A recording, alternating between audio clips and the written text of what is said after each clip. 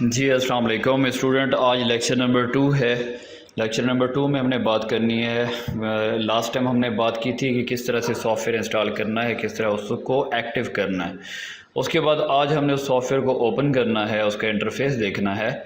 तो इंटरफेस होता क्या है, किसी भी सॉफ़्टवेयर को जब हम ओपन करते हैं तो जो स्क्रीन हमें नज़र आती है वो उसका इंटरफेस कहलाता है। तो इंटरफेस आज देखते हैं सॉफ़्टवेयर का, उसके बाद हम उसके ओवरऑल फ़ीचर्स को स्टेप बाय स्टेप देखते जाएंगे और बेहतर तरीके से आप लोग समझ सकेंगे।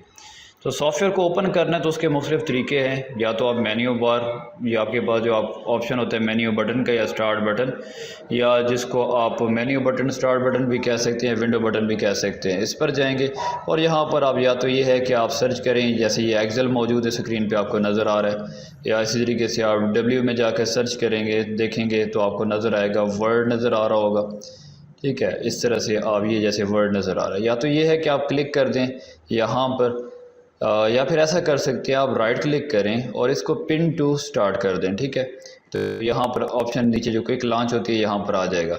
या फिर ऐसा होता है कि आप इसमें सर्च करना चाहें तो सर्च भी कर सकते हैं। ठीक है, आप यहाँ पर नॉर्मली सर्च करना चाहें, आप लिख दें यहाँ पर वर्ड, तो ये सामने आ जाएगा। क्लिक करके करते हुए आप इसको ओपन कर सकते हैं, इसको आप लॉन्च कर सकते हैं, या साइड पर आपको नज़र आ रहा है ओपन, यहाँ भी क्लिक कर सकते हैं।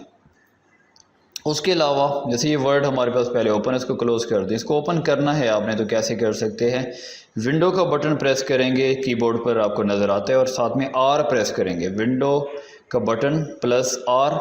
तो जैसे प्रेस करेंगे तो यहाँ पर आपके पास रन का डायलॉग बॉक्स आएगा। इसमें आपने लिखना है WinWord, WINWORD, WinWord.exe। एक्सी जो एक्सटेंशन होती है ये कंप्यूटर फाइल्स की होती है। आप जैसे लिखेंगे, ओके करेंगे, अगर आपके ऑपरेटिंग सिस्टम पर इंस्टॉल है माइक्रोसॉफ्ट ऑफिस तो उसमें से वर्ड ओपन हो जाएगा।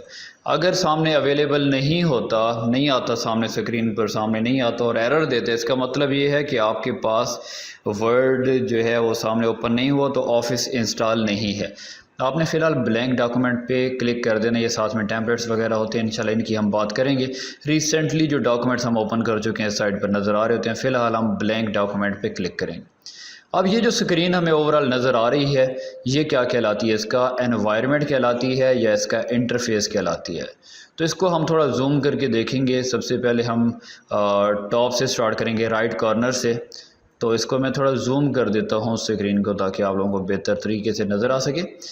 जो बिल्कुल राइट साइड पर देखें तो आपको 3 बटन नज़र आते हैं, जैसे क्रॉस का है, रिस्टोर डाउन का है, मिनिमाइज़ का। ये जो 3 बटन हैं ये क्योंकि माइक्रोसॉफ्ट वर्ड की विंडो को कंट्रोल कर रहे होते हैं, इस वजह से इनको कंट्रोल बटन कहते हैं या कैप्शन बटन कहते हैं। ठीक है, उसके बाद इस साइड पर अगर हम आते हैं, ये जो बटन आपको साथ में नज़र आ रहा है, क्लिक करके ऑटो हाइड रिबन, ये जो नीचे एरिया ये नज़र आ रहा है आपको, जहाँ पर ये बहुत सारे फीचर्स हैं, इसको क्या बोलते हैं, रिबन कहते हैं। ये जो स्ट्रिप नुमा आपको नज़र आ रही है, अगर आप ऑटो हाइड पे क्लिक करते हैं तो जैसे ही इस पर कर्सर लेकर जाएंगे आप, तो ये आपको नज़र आएगी। अदरवाइज जब साइड पे क्लिक करेंगे तो ये हाइड हो जाएगी। ठीक है, उसके बाद ऑटो हाइड के बाद शो टैब जब क्लिक करते हैं तो ये टैब्स आपको नज़र आ जाती हैं। ये नज़र आ रही हैं insert, home insert, design, layout वगैरह, ये टैब्स नज़र आ रही हैं। लेकिन इसके नीचे आपको रिबन नज़र नहीं आ रहा। जब क्लिक करते हैं तो रिबन नज़र आता है, जब इधर क्लिक करेंगे तो ये हाइड हो जाएगा। तो हम ये चाहते हैं कि हर टाइम ये नज़र आए,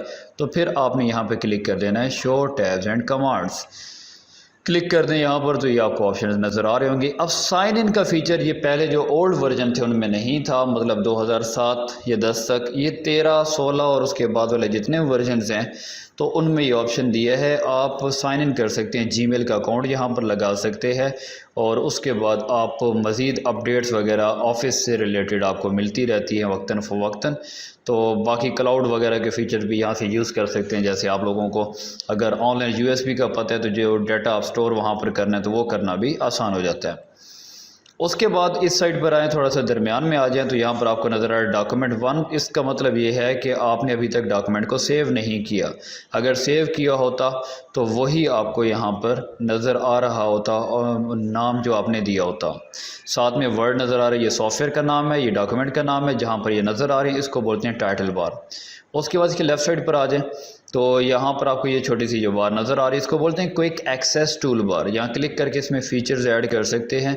वो फ़ीचर जो बार बार आप यूज़ करते हैं वो यहाँ अटैच कर लेते हैं ताकि आसानी रहे। वैसे राइट क्लिक करके यहाँ से रिमूव करना हो तो remove from quick access tool bar कर सकते हैं, यहाँ से रिमूव भी कर सकते हैं।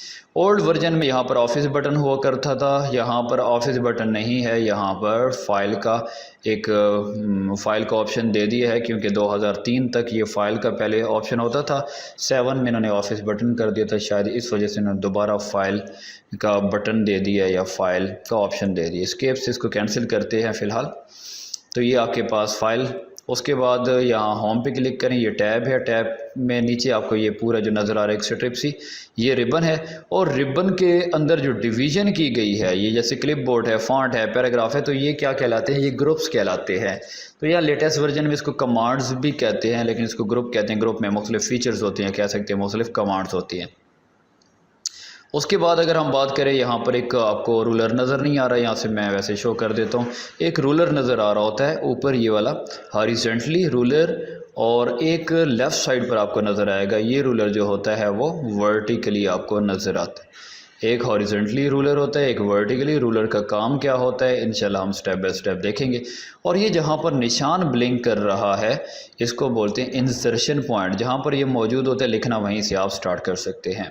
राइट साइड पर आ जाए, यहाँ पर आपको नज़र आ रही है एक बार, स्क्रॉल बार, पेज को अप डाउन करने के काम आएगी।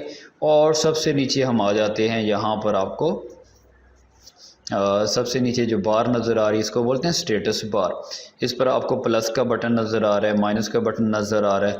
यहाँ से आप पेज को छोटा बड़ा करना चाहें तो पेज को छोटा बड़ा कर सकते हैं। मिनिमम 10% होते हैं और मैक्सिमम माइक्रोसॉफ्ट वर्ड की बात करें 500% इसकी जूमिंग हो सकती है। पेज को छोटा बड़ा कर सकते हैं। साथ में ये कुछ व्यूज़ होते हैं, डिटेल के साथ इंशाल्लाह व्यूज़ को देखेंगे।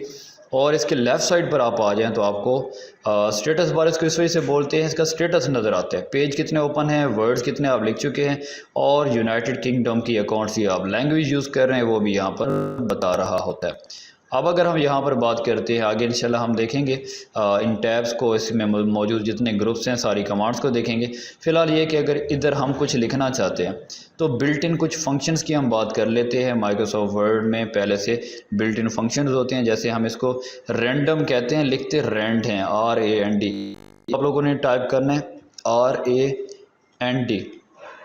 शिफ्ट का बटन प्रेस करेंगे और साथ में 9 प्रेस करेंगे, शिफ्ट 0, तो ये ब्रैकेट ओपन होगी, ब्रैकेट क्लोज। जैसे एंटर करेंगे तो आपको नज़र आएगा, मैं जूमिंग थोड़ी इसकी कम कर दूं ताकि आप देख सकें।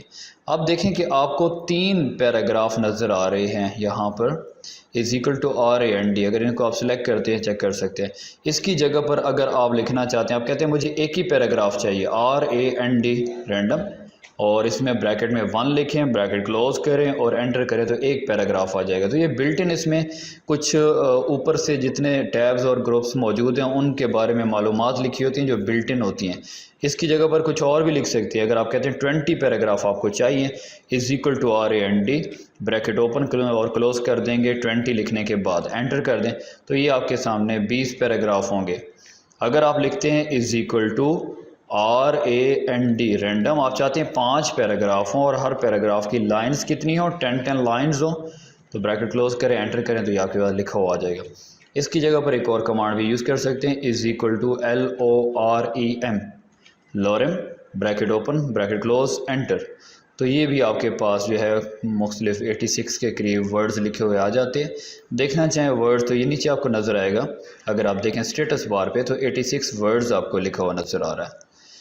तो ये इसका सिंपल सा इंटरफेस है और इसकी मैं यहाँ पर एक्सटेंशन बताता चलूँ। अगर कोई आपसे पूछता है कि माइक्रोसॉफ्ट वर्ड की एक्सटेंशन कौन सी, तो आप उनसे पूछें कि कौन से वर्जन की, ओल्ड वर्जन की या लेटेस्ट वर्जन की।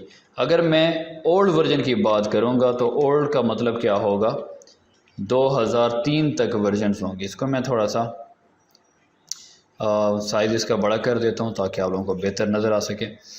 ये ओल्ड वर्जन है तो इनकी एक्सटेंशन जो है .doc होती है और लेटेस्ट वर्जन 7 से लेकर 21 तक हैं तो इसकी एक्सटेंशन क्या होती है, .doc के साथ x का इजाफा होता है। अब आप लोगों के ज़हन में सवाल पैदा होगा कि एक्सटेंशन क्या होती है।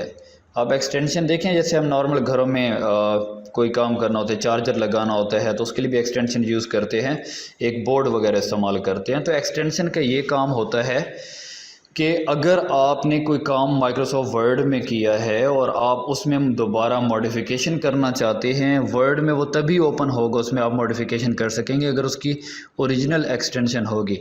अगर उसकी एक्सटेंशन कोई और होगी, फॉर एग्जांपल जेपीजी है, उसमें आप मॉडिफिकेशन नहीं कर सकते। ओपन तो आप कर सकते हैं, मॉडिफिकेशन नहीं कर सकेंगे। तो हर एक सॉफ्टवेयर की एक्सटेंशन होती है। जैसे थोड़ी देर पहले मैंने आपको बताया था कि कंप्यूटर की फ़ाइलों की कोई भी सेटअप की फ़ाइल देखेंगे, चाहे वो टाइपिंग मास्टर आप इंस्टॉल कर रहे हैं, गेम या कोई भी चीज़ आप इंस्टॉल कर रहे हैं, तो उसकी एक्जी की एक्सटेंशन होती है। ठीक है, तो उम्मीद करता हूँ यहाँ तक आप लोगों को समझ आ चुका होगा। नेक्स्ट इंशाल्लाह हम टैब से स्टार्ट लेंगे इसका। टैब के अंदर मुख्तलिफ जो ग्रुप्स मौजूद हैं, ग्रुप्स के अंदर मुख्तलिफ कमांड्स मौजूद हैं, एक एक को हम देखेंगे डिटेल के साथ, साथ में शार्ट कीज़ भी देखते जाएंगे और मज़ीद इंशाल्लाह तरतीब से चलते जाएंगे। उम्मीद करता हूँ यहाँ तक समझ आ चुकी होगी। कोई क्वेश्चन होता है तो क्वेश्चन लाजमी करें। बेहतर ये है कि जिस टाइम लेक्चर अपलोड किए जाते हैं उसी टाइम आप देखा करें उसके फ़ौरन बाद, ताकि आप क्वेश्चन कर सकें। वरना बंदा जब छोड़ देता है घंटे या 2 घंटे बाद में देखूँगा तो फिर रहता रह जाता है। तो अगर कोई क्वेश्चन हो, कोई क्यूरीज़ होती हैं तो आप कर सकते हैं। मिलते हैं नेक्स्ट इंशाल्लाह लेक्चर के साथ। तब तक दुआओं में याद रखें। अल्लाह हाफिज़।